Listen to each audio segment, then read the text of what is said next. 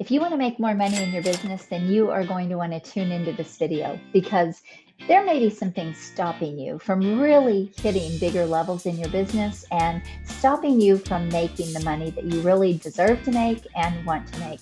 I want this video to be around money mindset, a mindset for success. Now, I don't really think I've done a video around money mindset because typically the people that I work with already understand how to have a healthy money mindset. But I do think that these are very important principles to share because sometimes the wrong mindset around money can show up in really weird ways in our business. And I'm going to share some of those ways with you. So many years ago, in 2015, I wrote my very first book called Insider Secrets to Small Business Success, More Money, More Freedom, More Fun. And the very first chapter in this book is around mindset. And it's because when I really figured out how important mindset was in the success of my business, it changed everything. And so when I wrote this book, it's really a great book for kind of startup entrepreneurs or business owners. It goes through some of the hardest things that I learned and the things that I felt moved the needle. But the very first chapter was around mindset. And the first thing I talk about is having a mindset for success and decide on success. And the reason I say decide on success is because for a very long time when I was building businesses, I don't think I really decided on success. Like I thought, I don't want to fail. I want to grow. But it wasn't about really making a decision to have something highly successful, like a conscious decision. But when I decided on success and I said, I want this to be successful, I want this to go here, meaning I set goals. When I decided that, it changed everything because now I made different decisions. And so the very first thing I talked about was deciding on success. And if you don't decide that in your business, then you are probably going to do more flying by the seat of your pants. You are probably not going to be making the best decisions because you're not really thinking about sort of the end game. You're sort of staying in the moment versus thinking longer term. So decide on success. Now I want to talk around money because a money mindset can be good or bad, right? You can have a great money mindset and you're making a lot of money and you understand money and money doesn't scare you. You realize it's a tool, it's a resource, it's replaceable when you know how to make it. Or you can have a mindset where it's scarcity, right?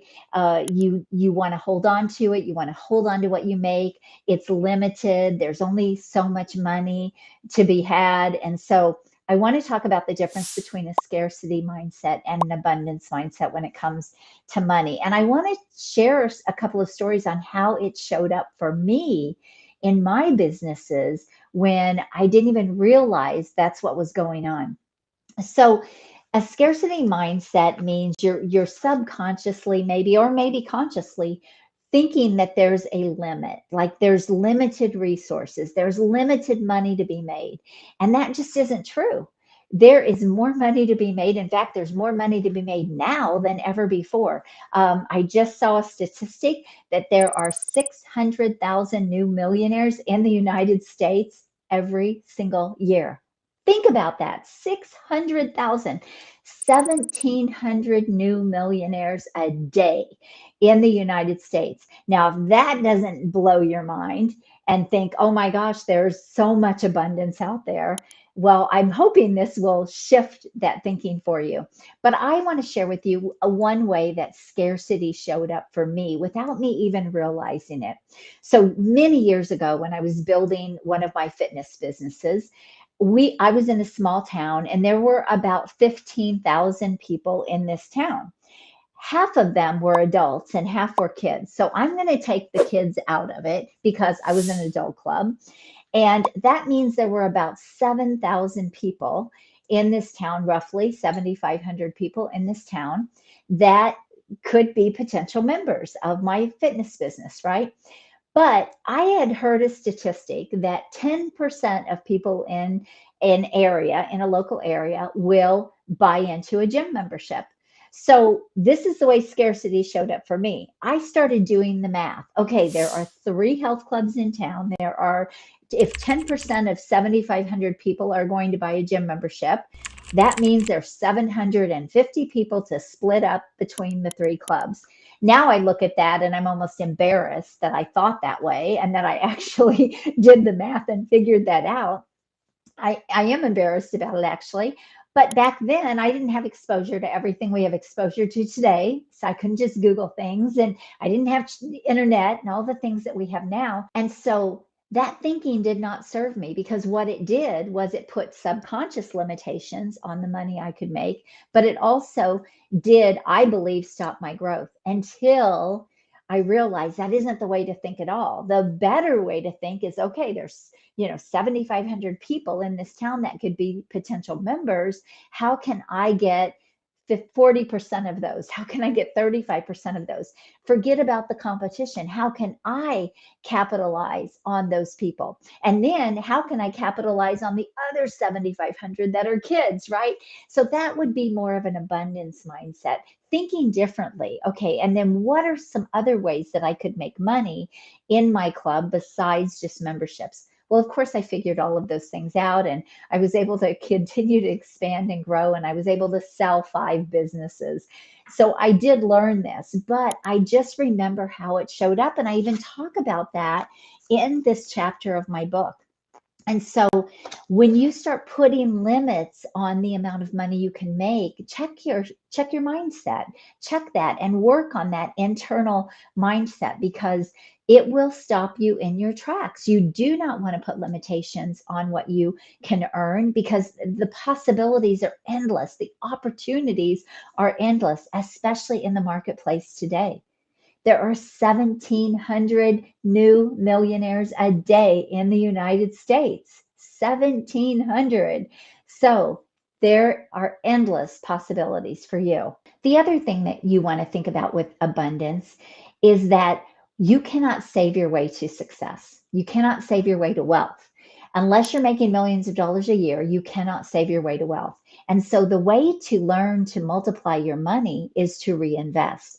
There are a lot of things you can reinvest in. For me, I continue to reinvest into those businesses. So when I was ready to sell those, I had a lot more assets. But I also reinvested into coaches or people that could help me further my success as well. I invested into resources and books and trainings, things that could help me earn more money. So if you realize that money is replaceable, if you realize that money is a tool and a resource, and there are no limits to the amount of money you can make, and there is abundance of money, okay, if you realize that, then you will make different decisions and you won't try to hold on to money. One of the big things that I see people try to do is they hold on too tightly to their money. They make money and they don't want to use it. They don't want to reinvest it. They don't want to spend it, because maybe somewhere in their mind they're thinking, well, what if I can't make this money again? But that isn't how you make money. You make money, again, using it as a tool, using it as a resource. Pay yourself, by all means, pay yourself. But the really big dollars come when you continue to grow from your money. You grow from your money. So you have to understand that if you're going to make a lot of money and you're going to build wealth and you're going to become a millionaire. Also, when you become a millionaire, most people don't get this. You don't sit with all that money in your bank account. Again, you're not hoarding it, you're not holding on to it. It's invested.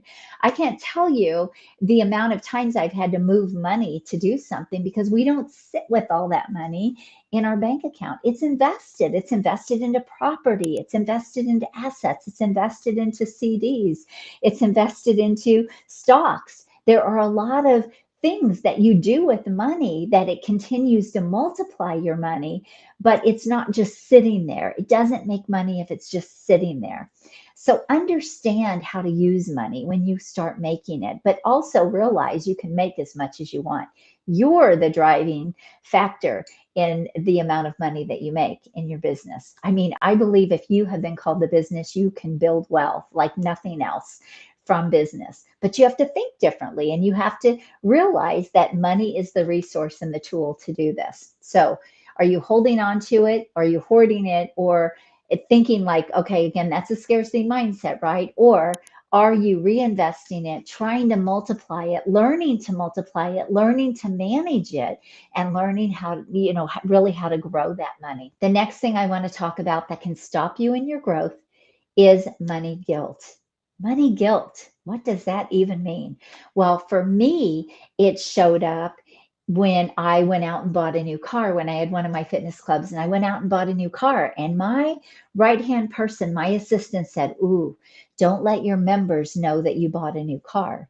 And I said, "Why?" And she said, "Oh, that just wouldn't go over well." I had to really work through that because I had this guilt all of a sudden around the fact that I went and bought a new car. Now, here's the reason that doesn't make sense. I was the one risking everything to have a business. I was the one that sometimes didn't always get a paycheck because maybe I was reinvesting back into my business to make it better for my members. My members were getting what they paid for. I wasn't ripping anybody off. I wasn't cheating anyone. They were getting more, in fact, more than a lot of times what they paid for. But the fact that she planted that in my head and that I allowed that to be planted in my head was a big eye opener for me. I didn't realize that I had a guilt around making money. Now, here are some other ways this can show up. Maybe you're making more money than your spouse, or maybe you're making more money than relatives, or your kids, or your friends. It can show up in that way too. There's guilt a lot of times associated with making a lot of money. So when you are successful, a lot of people call it fear of success. To a degree, it is, because if you're making a lot of money and you feel guilt around that in some way, or almost like you're embarrassed or ashamed or you don't want to talk about it, that's also a mindset problem that's going to stop you in your tracks and really limit what you are going to be able to make. So let me just very quickly go back over these things again. First, decide you want success. You'll make different decisions. You'll think differently. You'll have a different vision for where you want to go. But also understand the difference between scarcity and abundance, and not just understand it, but really check yourself and how you think about money and your mindset around money. And some of those things that I talked about, are you doing those things? Maybe even subconsciously, right? And then finally, money guilt. It's a real thing. If it shows up, you will stop yourself from making money, or you'll kind of hide it, and you'll hide out. And another thing, another way that money guilt shows up is, I was kind of raised like, you don't really talk about what you make, and you don't. Those are private things, right? That's kind of a, I think that's an American thing, quite honestly. You don't really talk about the amount of money you make, it like it's big, some big top secret. And I remember when I came online and I would hear entrepreneurs talking about how much money they were making, like it was a really hard thing for me to talk about. Now the FTC is kind of cracking down, and so some of that is changing. But that was a really hard thing for me to grasp because I wasn't raised that way. But those are all things that show up in our mindset that we're just not even aware of until we are aware of them. So I'm hoping this video will make you aware of where maybe some money mindset problems or limitations or beliefs are showing up in your business, because they are stopping your success.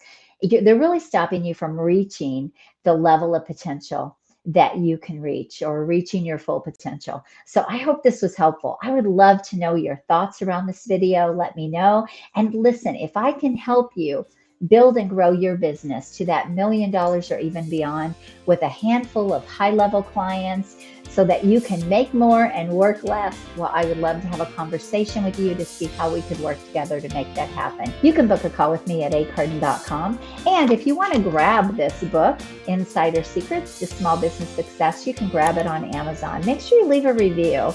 Let me know what you think about it. It is just filled with great principles, and it's really a great blueprint for any entrepreneur or business owner getting started, or who's maybe been in business for a long time and they just need an extra nudge or some extra help. So you have an amazing day. God bless you. Go rock your business. Bye-bye.